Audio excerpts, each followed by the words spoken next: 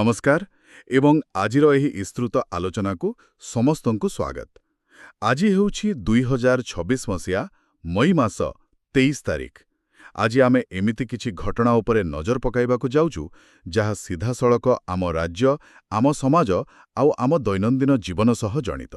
हाँ, आउ आजिरो विषयगुड़िक प्रकृतरे बहुत गभीर। देखिबाकु गले खबरगुड़िक अलगा अलगा लागिपारे, किंतु सबु भितरे गोटिए सूता बंधा होईछि। बिल्कुल, माने प्रथमे आमे सेई हृदय विदारक खबर उपरे कथा हेबा जोंठी रुसियारे एक ड्रोन आक्रमणरे जणे ओडिया युवकंकर मृत्यु होईछि।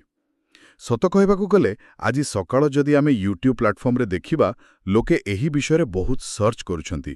ट्रेंडिंग रे अछि ई खबर। लोकमाने आहा पछर कारण जानिबाकू खूब आग्रही। हाँ, ठीक कहिले। एहा छोड़ा चांदीपुररु होइथिबा अग्नि-1 मिसाइलर सफल परीक्षण एवं आम राज्ୟରେ जारी रहिथिबा असंभाळ ग्रीष्म प्रवाह विषୟରେ मध्य लोके यूट्यूब रे लगातार अपडेट खोजुछंती। अच्छा, आउ सेई खरा भितरे पुणी सरकारंकर आगामी मौसुमी पई बन्या प्रस्तुति, माने एहा गोटे अद्भुत विडंबना भଳି लागुची। ता सहित विद्युत विभाग रे एस्मा लागू हेबा, ग्रिडकोर नुआ नीति आउ शिल्पांचଳରେ घटुथिबा दुर्घटना, ए सबुर प्रकृत अर्थ कौन तार एक स्पष्ट चित्र आमे आज बाहर करिबा। देखंतु, आमर एही अध्ययनर मूल उद्देश्य हेउछि एही विक्षिप्त खबरगुड़िकु जोड़ी एक स्पष्ट चित्र प्रदान करिबा। गोटिए द्रुत विकासशील दुनियारे ओडिशा किपरि निजर बाट काढुछि एवं सेही बाटरे केउ सबु आह्वान आसुछि ताहा बुझिबा निहाती जरूरी। अच्छा, तेबे आसंतु आमे प्रथमे सेही दुखद खबररु आरंभ करिबा जहाकी सारा राज्य को स्तब्ध करि दैछि। माने भाबंतु टिके, गंजाम जिल्ला चिकिटी ब्लॉक माधवद गाँवर जणे 30 वर्षीय युवक, तांको नाम ए रामाया। से रुसियार मस्को निकटरे थिबा एक गैसप्रॉम तैल विशोधनागार रे काम करुथिले। आरे बापरे, गैसप्रॉम माने रुसियार सबुठारु बड़ तैल कंपनी। सेठारे तो सबुबेले विपद। हाँ, एकदम। से सेठारे स्ट्रक्चरल फिटर भावे काम करुथिले। मई 17 तारिख रातिरे से निज ड्यूटी सारी साथीमानंकु सह बस को अपेक्षा करुथिले। और ठीक सही समय रे एक संदिग्ध यूक्रेनियन ड्रोन आसी आक्रमण करे। सेठारे ही तांकर प्राणहानि घटिछि। गुरुवार दिन तांकर पार्थिव शरीर भुवनेश्वर अणा जाई गाँव को पठा जाइछि। एहा बहुत ही दुखदायक। आउ शुणिबाकु मिलिछि जे तांको सह थिबा आउ 2 जण ओडिया युवक मध्य आहत होइछन्ते। ठीक कहिले। तबे एठी मो मनरे उठे प्रश्न उठुछि, माने टिके खुली करी बुझिबा ए कथाकू। गंजामर एक छोट गाँरु जाई जणे युवक सीधा सड़क एक अंतर्जातीय युद्ध क्षेत्र रे शिकार हेबा, एहा कोण दर्शाउछि? एहा कोण आम राज्य कर्मसंस्थानर घोर अभावर चित्र, ना एहा एक ग्लोबलाइज वर्कफोर्सर एक भयंकर वास्तवता? देखंतु, एहा एक अति गुरुत्वपूर्ण प्रश्न। सत कहिबाकू गले एहा उभय विषयर एक मिश्रण। माने आजिकाली निजुक्ति एजेन्सी जरियारे विदेश जिबार धारा खूब साधारण होई गलेनी। जेतेबेले रुषिया भली देश युद्धरे लिप्त थाए, सेमानंकर निजस्व युवगोष्ठी सेनारे भर्ती होई जांती। अच्छा, अर्थात सेठाकार शिल्पगुड़िकरे काम करिबाकू लोक नथांती। बिल्कुल। सेही श्रमिक अभावकू पूरण करिबा पई अंतर्जातीय निजुक्ति संस्थागुड़िक विकासशील देशरू युवकमानंकू नेई जांती। लोकंकू बहुत भल दरमार लोभ देखा जाए, किंतु सबुठू बड़ समस्या हेउछि भू राजनैतिक विपद विषयरे एही श्रमिकमानंकू किछि भी सूचना दिया जाए नहीं। माने एहा एक प्रकार प्रतारणा, सेमानंकू अंधारे रखा जाए। हाँ, गोटिए तैल विशोधनागार शत्रु पई सबुठारु बड़ टार्गेट, किंतु आम युवक माने से विपद बुझी पारंती नहीं। तबे एठारे आउ गोटे दिगकू मध्य आमे स्वीकार करिबा उचित। क्यों दिग? माने जो भली भाबरे राज्य सरकार एवं केंद्र सरकारंक जुग्म प्रचेष्टारे मृतदेहकू खूब शीघ्र फेराई आनिबा संभव हेला ताहा प्रशंसनीय। ओडिशा सरकारंक आवासिक कमिशनर एवं नुआ करी गठित ओडिशा परिवार निर्देशालयर समन्वय बहुत भल थिला। आगुरु एमिति युद्धग्रस्त अंचलरू बडी आनिबाकू मास मास लागि जाउथिला। हाँ, यह सत जे प्रशासन बहुत तत्परता देखाइछि, किंतु तथापि जदि स्थानीय अंचलरे रोजगार मिलिंता तबे बुधे एमिति जीवन देबाकू पड़ंता नहीं। तबे आसंतु एही विश्व संकटरू बाहरी आम देशर निजस्व निरापत्ता और प्रतिरक्षा व्यवस्था को नजर पकाइबा।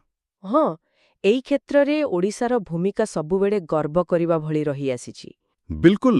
ମଇ 22 ତାରିଖ ଦିନ ବାଲେଶ୍ୱରର ଚାନ୍ଦିପୁର ସ୍ଥିତ ଇଣ୍ଟିଗ୍ରେଟେଡ୍ ଟେଷ୍ଟ ରେଞ୍ଜରୁ ନ୍ୟୁକ୍ଲିୟର କ୍ଷମତା ସମ୍ପନ୍ନ ଅଗ୍ନି-1 ମିସାଇଲର ଏକ ସଫଳ ପରୀକ୍ଷଣ କରାଯାଇଛି। ଷ୍ଟ୍ରାଟେଜିକ୍ ଫୋର୍ସ କମାଣ୍ଡ ବା ଏସ୍ଏଫ୍ସି ଦ୍ୱାରା ଏହି ପରୀକ୍ଷଣ ହୋଇଛି ଆଉ ଏହା ସମସ୍ତ ମାନଦଣ୍ଡକୁ ପୂରଣ କରିଛି। ତବେ ଏଠି ମୋର ଗୋଟେ ସାଧାରଣ ପ୍ରଶ୍ନ ଅଛି, ମାନେ ଏସବୁର ପ୍ରକୃତ ଅର୍ଥ କ'ଣ? କେଉଁ ଦୃଷ୍ଟିକୋଣର ପଚାରୁଛନ୍ତି?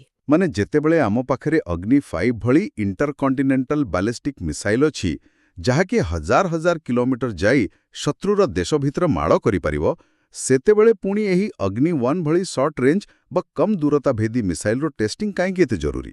ଆମେ କ'ଣ ପଛକୁ ଫେରୁଛୁ, ନା ଏହା କେବଳ ପଡ଼ୋଶୀ ଶତ୍ରୁଙ୍କ ପାଇଁ ଏକ ସତର୍କ ଘଣ୍ଟି? ଆଚ୍ଛା, ମୁଁ ବୁଝିଲି। ଯଦି ଆମେ ଏହାକୁ ଏକ ବୃହତ୍ତର ଦୃଷ୍ଟିକୋଣରୁ ଦେଖିବା, ତେବେ ଏହା ପଛରେ ଏକ ବଡ଼ ସାମରିକ ରଣନୀତି ଅଛି। ଦେଖନ୍ତୁ, ପ୍ରତିରକ୍ଷା କ୍ଷେତ୍ରରେ ଗୋଟିଏ ନୀତି ଅଛି, ଯାହାକୁ ଇଂରାଜୀରେ ମିନିମମ୍ କ୍ରେଡିବଲ୍ ଡିଟରେନ୍ସ କୁହାଯାଏ। ଓଡ଼ିଆରେ ଆମେ ଏହାକୁ ନିମ୍ନତମ ନିର୍ଭରଯୋଗ୍ୟ ପ୍ରତିରୋଧ କହିପାରିବା। ଯଦି ଶତ୍ରୁ ଆମ ସୀମାର ଖୁବ୍ ପାଖରେ ଅଛି ଆଉ ଆମକୁ ତୁରନ୍ତ ଏକ ସଠିକ୍ ଆକ୍ରମଣ କରିବାର ଅଛି, ସେତେବେଳେ ଆମେ ଏକ ବିରାଟ ଅଗ୍ନି-5 ବ୍ୟବହାର କରିବା ବୋକାମି ହେବ। ଏହା ଗୋଟିଏ ଛୋଟ କଣ୍ଟା କାଢ଼ିବା ପାଇଁ ଏକ ବିରାଟ ହାତୁଡ଼ି ବ୍ୟବହାର କରିବା ସହ ସମାନ। ଅଗ୍ନି-1 ସର୍ଟ ରେଞ୍ଜ ହୋଇଥିବାରୁ ଏହାର ନିର୍ଭୁଲତା ବା ଆକ୍ୟୁରେସି ବହୁତ ଅଧିକ। ବହୁତ ସୁନ୍ଦର ଉଦାହରଣ ଦେଲେ ଆପଣ, କଣ୍ଟା ଆଉ ହାତୁଡ଼ି କଥା। ଆଉ ଗୋଟିଏ କଥା ମୁଁ ପଢ଼ୁଥିଲି ଯେ ଏହାକୁ ୟୁଜର ଟ୍ରେନିଂ ଲଞ୍ଚ କୁହାଯାଉଛି। ଏହାର ଅର୍ଥ କ'ଣ? ଏହାର ଅର୍ଥ ହେଲା, ଏହି ପରୀକ୍ଷଣ କୌଣସି ବୈଜ୍ଞାନିକମାନେ କରିନାହାନ୍ତି, ବରଂ ଯେଉଁ ସେନା ଏହାକୁ ଯୁଦ୍ଧକ୍ଷେତ୍ରରେ ପ୍ରକୃତରେ ଚଳାଇବେ, ସେମାନେ ନିଜେ ଏହାର ପରୀକ୍ଷା କରିଛନ୍ତି। ଏହା ଦର୍ଶାଉଛି ଯେ ଆମର ସେନା ଯେକୌଣସି ମୁହୂର୍ତ୍ତରେ ଯେକୌଣସି ପାଣିପାଗରେ ତୁରନ୍ତ ଜବାବ ଦେବାକୁ ପ୍ରସ୍ତୁତ ଅଛି। ଆଉ ଏହି ପ୍ରସ୍ତୁତିର ସବୁଠାରୁ ବଡ଼ ପରୀକ୍ଷାଗାର ହେଉଛି ଆମ ଓଡ଼ିଶାର ଉପକୂଳ। ଠିକ୍ କଥା। ଆମ ମାଟିରୁ ମିସାଇଲ୍ ଯାଇ ଆକାଶରେ ନିଆଁ ଲଗାଉଛି, କିନ୍ତୁ ଆମ ମୁଣ୍ଡ ଉପରେ ଥିବା ଆକାଶ ମଧ୍ୟ ଏବେ ନିଆଁ ବର୍ଷାଉଛି। ଆସନ୍ତୁ ଏବେ ଆମେ ଆମ ରାଜ୍ୟର ପ୍ରକୃତ ଉତ୍ତାପ ବା ପାଣିପାଗ ବିଷୟରେ କଥା ହେବା। ହଁ, ପାଣିପାଗ କଥା ଉଠିଲେ ତ ଏବେ ସମସ୍ତଙ୍କ ମନରେ ଛନକା ପଶିଯାଉଛି। ସତ କହିବାକୁ ଗଲେ ଓଡ଼ିଶାରେ ଏବେ ପ୍ରବଳ ଗ୍ରୀଷ୍ମ ପ୍ରବାହ ଜାରି ରହିଛି। କେବଳ ଏହି ମଇ ମାସରେ ସନଷ୍ଟ୍ରୋକ୍ ଯୋଗୁଁ 16 ଜଣଙ୍କ ମୃତ୍ୟୁ ଅଭିଯୋଗ ଆସିଲାଣି। ସରକାରୀ ଭାବେ ବଲାଙ୍ଗୀର, ସୁନ୍ଦରଗଡ଼ ଓ ସୁବର୍ଣ୍ଣପୁରରେ 3 ଜଣଙ୍କ ମୃତ୍ୟୁ ନିଶ୍ଚିତ ମଧ୍ୟ ହୋଇଛି। ଆଉ ଝାରସୁଗୁଡ଼ା କଥା ତ ନ କହିବା ଭଲ। ସେଠି ତାପମାତ୍ରା 44.8 ଡିଗ୍ରୀ ଛୁଇଁଲାଣି। ମାନେ ପୁରା ସହର ଗୋଟେ ଚୁଲା ବା ଫର୍ନାସ୍ ପଲଟି ଯାଇଛି। ବାପ୍ରେ, 44.8 ଡିଗ୍ରୀ ମାନେ ତ ଚର୍ମ ଜଳିଯିବା ଭଳି ଅବସ୍ଥା। ପାଣିପାଗ ବିଭାଗ ମଧ୍ୟ କହିଛି ଯେ ଏବେ କିଛିଦିନ ଯାଏ ଏଥିରେ ନିସ୍ତାର ନାହିଁ। କିନ୍ତୁ ଏଠାରେ ସବୁଠାରୁ କୌତୂହଳପୂର୍ଣ୍ଣ କଥାଟି ହେଉଛି, ଆମେ ଏବେ ଏହି ଭୟଙ୍କର ଖରାରେ ସିଝୁଛୁ, ଲୋକେ ପାଣି ଟୋପାଇ ପାଇଁ ଡହଳ ବିକଳ ହେଉଛନ୍ତି, ଅଥଚ ଠିକ୍ ଏହି ସମୟରେ ରାଜ୍ୟ ଗୃହ ଓ ନଗର ଉନ୍ନୟନ ବିଭାଗ ସମସ୍ତ ପୌରାଞ୍ଚଳ କିମ୍ବା ମ୍ୟୁନିସିପାଲିଟିଗୁଡ଼ିକୁ କଡ଼ା ନିର୍ଦ୍ଦେଶ ଦେଇଛନ୍ତି ଯେ ଆଗାମୀ ବର୍ଷାଦିନ ପାଇଁ ଡ୍ରେନ୍ ଏବଂ ମ୍ୟାନହୋଲ୍ ସଫା କରନ୍ତୁ। ନଗର ବନ୍ୟା ବା ଅର୍ବାନ୍ ଫ୍ଲଡିଂ ପାଇଁ ଏକ କଡ଼ା ଏସ୍ଓପି ଜାରି କରାଯାଇଛି। ଆଚ୍ଛା, ମାନେ ଗୋଟିଏ ପଟେ ଖରା ଆଉ ଅନ୍ୟ ପଟେ ବନ୍ୟା ପ୍ରସ୍ତୁତି। ହଁ, ମାନେ ଏହା କ'ଣ ଆମର ପାଣିପାଗ ପରିବର୍ତ୍ତନର ଏକ ଅଦ୍ଭୁତ ବିଡ଼ମ୍ବନା ନୁହେଁ କି? ଜଣେ ସାଧାରଣ ଲୋକ ହିସାବରେ ଭାବିଲେ ଆଶ୍ଚର୍ଯ୍ୟ ଲାଗୁଛି। ଦେଖନ୍ତୁ, ଶୁଣିବାକୁ ଏହା ବିଡ଼ମ୍ବନା ଲାଗିପାରେ, କିନ୍ତୁ ଏଠାରେ ଗୁରୁତ୍ୱପୂର୍ଣ୍ଣ ବିଷୟଟି ହେଉଛି ଯେ ଗୋଟିଏ ବିପର୍ଯ୍ୟୟ ଚାଲିଥିବା ବେଳେ ଅନ୍ୟ ଏକ ବିପର୍ଯ୍ୟୟ ପାଇଁ ଆଗୁଆ ପ୍ରସ୍ତୁତି କରିବା ହିଁ ସଠିକ୍ ଗଭର୍ଣ୍ଣାନ୍ସ ବା ପ୍ରଶାସନ। ତାହା ତ ଠିକ୍, କିନ୍ତୁ ଏହି ଦୁଇଟି ଚରମ ପରିସ୍ଥିତି ଆମ ସହରଗୁଡ଼ିକରେ କାହିଁକି ଏତେ ବଢ଼ିଯାଉଛି? ଏହାର ଏକ ବଡ଼ ବୈଜ୍ଞାନିକ କାରଣ ଅଛି। ସହରାଞ୍ଚଳରେ ଯେଉଁ କଂକ୍ରିଟ ଜଙ୍ଗଲ ବଢ଼ି ଚାଲିଛି, ତାହା ହିଁ ମୂଳ କାରଣ। ଆମେ ଏହାକୁ ଅର୍ବାନ୍ ହିଟ୍ ଆଇଲ୍ୟାଣ୍ଡ ପ୍ରଭାବ ବୋଲି କହୁ। ଏହି ଅର୍ବାନ୍ ହିଟ୍ ଆଇଲ୍ୟାଣ୍ଡ ବିଷୟରେ ଟିକେ ଖୋଲିକି କହିବେ କି? ମାନେ ଏହା କିପରି କାମ କରେ? ନିଶ୍ଚୟ। ଦେଖନ୍ତୁ, ସହରରେ ଆମେ ଯେଉଁ ପିଚୁ ରାସ୍ତା ଆଉ ବଡ଼ ବଡ଼ କଂକ୍ରିଟ ବିଲ୍ଡିଂ ତିଆରି କରୁଛେ, ସେଗୁଡ଼ିକର ଉତ୍ତାପ ଧରି ରଖିବା କ୍ଷମତା ବହୁତ ଅଧିକ। ଦିନସାରା ସେଗୁଡ଼ିକ ସୂର୍ଯ୍ୟ କିରଣକୁ ଏକ ସ୍ପଞ୍ଜ ପରି ଶୋଷି ନିଅନ୍ତି ଆଉ ରାତିରେ ସେହି ଉତ୍ତାପ ବାହାରକୁ ଛାଡ଼ନ୍ତି। ଫଳରେ ସହରର ତାପମାତ୍ରା କେବେ ବି କମେ ନାହିଁ। ଏବଂ ସବୁଠୁ ବଡ଼ କଥା ହେଲା, ଯେତେବେଳେ ବର୍ଷା ଆସେ, ଏହି ସମାନ କଂକ୍ରିଟ କାରଣରୁ ପାଣି ମାଟି ଭିତରକୁ ଯାଇପାରେ ନାହିଁ। ଓହୋ, ମାନେ ମାଟି ଖୋଲା ନଥିବାରୁ ପାଣି ସବୁ ରାସ୍ତା ଉପରେ ଜମି ରହେ? ବିଲକୁଲ। ଆଉ ସେଥିପାଇଁ ଅଳ୍ପ ବର୍ଷାରେ ମଧ୍ୟ ଆମର ଡ୍ରେନେଜ ସିଷ୍ଟମ ଫେଲ୍ ମାରିଯାଏ ଆଉ ବନ୍ୟା ପରିସ୍ଥିତି ଉପୁଜେ। ତେଣୁ ସରକାର ଏବେଠାରୁ ନିର୍ଦ୍ଦେଶନାମା ଜାରି କରିଛନ୍ତି ଯେ 100% ଡ୍ରେନେଜ ଯାଞ୍ଚ ହେବ, ମ୍ୟାନହୋଲ୍ କଭର ଲଗାଯିବ। ହଁ, ଏସବୁ କାଗଜପତ୍ରରେ ଶୁଣିବାକୁ ତ ବହୁତ ଭଲ ଲାଗୁଛି, କିନ୍ତୁ ପ୍ରତିବର୍ଷ ବର୍ଷା ଆସିଲେ ତ ସେଇ ସମାନ ଅବସ୍ଥା ଦେଖିବାକୁ ମିଳେ। ରାସ୍ତା ଉପରେ ଗାଡ଼ି ଭାସେ। ମାନେ କାଗଜପତ୍ରର ନିୟମ କିପରି ବାସ୍ତବରେ କାର୍ଯ୍ୟକାରୀ ହେବ ତାହା ଉପରେ ସାଧାରଣ ଲୋକଙ୍କର କଡ଼ା ନଜର ରହିବା ଦରକାର। ଖାଲି ସରକାରଙ୍କୁ ଦୋଷ ଦେଲେ ହବନି। ଠିକ୍ କହିଲେ। କଣ୍ଟ୍ରାକ୍ଟର କେମିତି କାମ କରୁଛି ତାହା ସ୍ଥାନୀୟ ଲୋକ ହିଁ ଦେଖିବେ। ତେବେ ଆମେ କେବଳ ପାଣିପାଗ କଥା ନ କହି ବର୍ତ୍ତମାନ ରାଜ୍ୟର ଶିଳ୍ପ ଏବଂ ଅର୍ଥନୈତିକ ବ୍ୟବସ୍ଥାରେ ଯେଉଁ ବଡ଼ ଧରଣର ଗତିବିଧି ଦେଖିବାକୁ ମିଳୁଛି ସେ ଆଡ଼କୁ ଟିକେ ନଜର ପକାଇବା। ମାନେ ଏଠାରେ ମଧ୍ୟ କିଛି କମ୍ ଉତ୍ତାପ ନାହିଁ। ପ୍ରଥମ କଥା ହେଲା, ରାଜ୍ୟ ସରକାର ବିଦ୍ୟୁତ୍ କ୍ଷେତ୍ରରେ ଆସନ୍ତା 6 ମାସ ପାଇଁ କୌଣସି ପ୍ରକାର ଧର୍ମଘଟକୁ ବେଆଇନ ଘୋଷଣା କରି ଏସ୍ମା ଲାଗୁ କରୁଛନ୍ତି।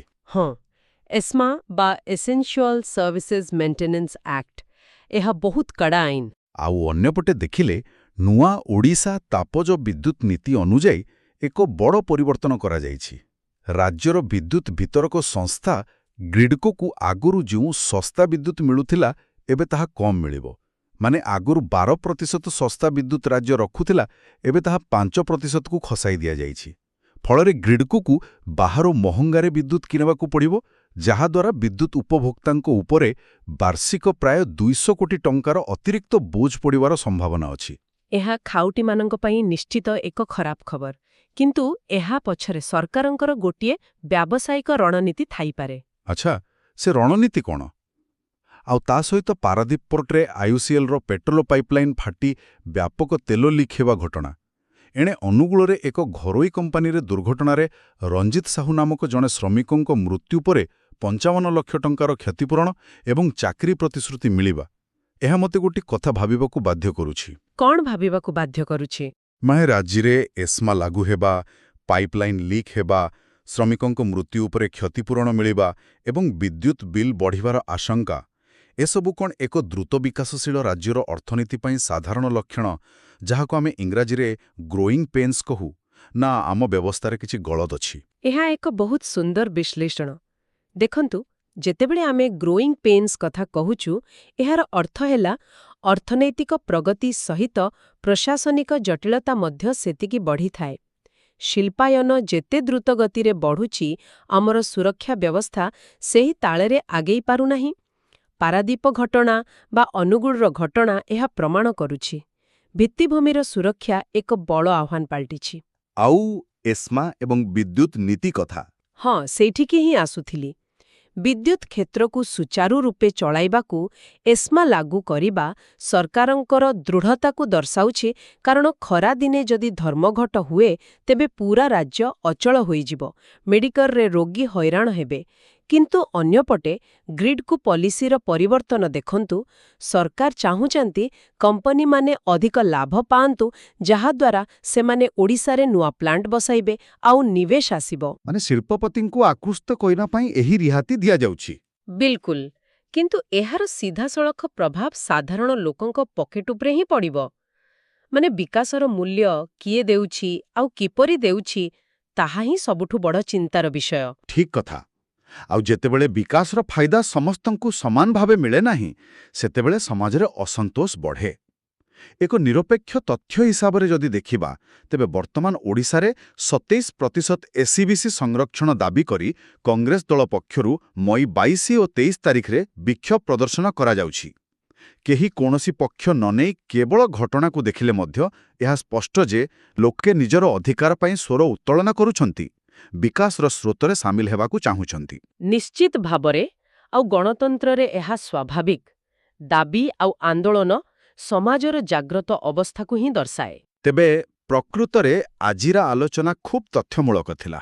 ଯଦି ଆମେ ପୂରା ଆଲୋଚନାରେ ଏକ ସାରାଂଶ କାଢ଼ିବା, ତେବେ ଆଜି ଆମେ ଦେଖିଲେ ଯେ ବିଶ୍ୱର ଭୂ ରାଜନୀତି ଏବଂ ରୁଷିଆରେ ହେଉଥିବା ଡ୍ରୋନ୍ ଆକ୍ରମଣ କିପରି ଆମ ଓଡ଼ିଶାର ଗଞ୍ଜାମ ଜିଲ୍ଲାର ଏକ ପରିବାରକୁ କାନ୍ଦିବାକୁ ବାଧ୍ୟ କଲା। ଏହା ସମ୍ପୂର୍ଣ୍ଣ ରୂପେ ଏକ ଗ୍ଲୋବାଲ ସମସ୍ୟାର ଲୋକାଲ ପ୍ରଭାବ ଥିଲା। ହଁ, ଆଉ ଅନ୍ୟପଟେ ଓଡ଼ିଶାର ଚାନ୍ଦିପୁର କିପରି ଦେଶର ସୁରକ୍ଷା ବ୍ୟବସ୍ଥାକୁ ମଜବୁତ କରୁଛି ସେ ବିଷୟରେ ଆମେ ବୁଝିଲେ। ତା ସହିତ ପ୍ରଚଣ୍ଡ ଖରା, ସେହି ସମୟରେ ଆସନ୍ତା ବନ୍ୟା ପାଇଁ ଆଗୁଆ ପ୍ରସ୍ତୁତି ଏବଂ ଆମ ନୀତିଦିନିଆ ଅର୍ଥନୈତିକ ଜୀବନର ସଂଘର୍ଷ କିପରି ପରସ୍ପର ସହ ଜଡ଼ିତ ତାହା ମଧ୍ୟ ଆମେ ବୁଝିଲେ। ଶିଳ୍ପର ବିକାଶ ଆଉ ସାଧାରଣ ଲୋକଙ୍କର ସମସ୍ୟା ସବୁ ଗୋଟିଏ ମୁଦ୍ରାର ଦୁଇ ପାର୍ଶ୍ୱ ଭଳି ଲାଗୁଛି। ଏକଦମ ଠିକ୍। ଆଉ ଏସବୁ ଆଲୋଚନା ଶେଷରେ ମୁଁ ଏକ ଗଭୀର ଚିନ୍ତାଧାରା ଆମର ଶ୍ରୋତାମାନଙ୍କ ପାଇଁ ଛାଡ଼ିବାକୁ ଚାହିଁବି। ଭାବନ୍ତୁ ଟିକେ, ଯେତେବେଳେ ଗୋଟିଏ ପଟରେ ଆମେ ମହାକାଶକୁ ଅତ୍ୟାଧୁନିକ କ୍ଷେପଣାସ୍ତ୍ର ପଠାଇବାରେ ସକ୍ଷମ ହେଉଛୁ ଏବଂ ବିଶ୍ୱ ବଜାରରେ ଆମର ଶ୍ରମିକମାନେ ପହଞ୍ଚି ନିଜର ଦକ୍ଷତା ପ୍ରମାଣ କରୁଛନ୍ତି, ଠିକ୍ ସେହି ସମୟରେ ଅନ୍ୟପଟରେ ଆମେ ନିଜ ସହରର ଡ୍ରେନେଜ୍ ସମସ୍ୟା, ରାସ୍ତାରେ ଜମୁଥିବା ପାଣି ଓ ଖରାଦିନେ ଟିକିଆ ଆଶ୍ୱସ୍ତି ବା ଶସ୍ତା ବିଦ୍ୟୁତ୍ ପାଇଁ ସଂଘର୍ଷ କରୁଛୁ। ହଁ, ଏହା ବାସ୍ତବିକ ଏକ ବଡ଼ ପ୍ରଶ୍ନ। ତେବେ ପ୍ରଶ୍ନଟି ହେଉଛି, ବୈଷୟିକ ଜ୍ଞାନକୌଶଳ ଏବଂ ଅର୍ଥନୀତିର ଏତେ ଉନ୍ନତି କ'ଣ କେବେ ଆମର ନୀତିଦିନିଆ ଜୀବନର ସାଧାରଣ ତଥା ମୌଳିକ ସମସ୍ୟାକୁ ସ୍ଥାୟୀ ଭାବରେ ଦୂର କରିପାରିବ, ନା ଆମେ ଏମିତି ବିରୋଧାଭାସ ଭିତରେ ବଞ୍ଚିବାକୁ ବାଧ୍ୟ ହେବା? ଏହା ଉପରେ ନିଶ୍ଚୟ ବିଚାର କରନ୍ତୁ। ପ୍ରକୃତରେ ଏହା ଏକ ଏମିତି ଚିନ୍ତାଧାରା ଯାହା ଆମକୁ ଆମ ବିକାଶର ମଡେଲ ଉପରେ ପୁନର୍ବିଚାର କରିବାକୁ ବାଧ୍ୟ କରୁଛି। ତେବେ ଏହିଠାରେ ଆମେ ଆଜିର ଏହି ବିସ୍ତୃତ ଆଲୋଚନାକୁ ସମାପ୍ତ କରୁଛୁ। ଆଗକୁ ଏପରି ଆହୁରି ଅନେକ ନୂଆ ବିଷୟବସ୍ତୁ ଏବଂ ଗଭୀର ବିଶ୍ଳେଷଣ ସହ ଆମେ ପୁଣି ଫେରିବୁ। ସମସ୍ତଙ୍କୁ ବହୁତ ବହୁତ ଧନ୍ୟବାଦ।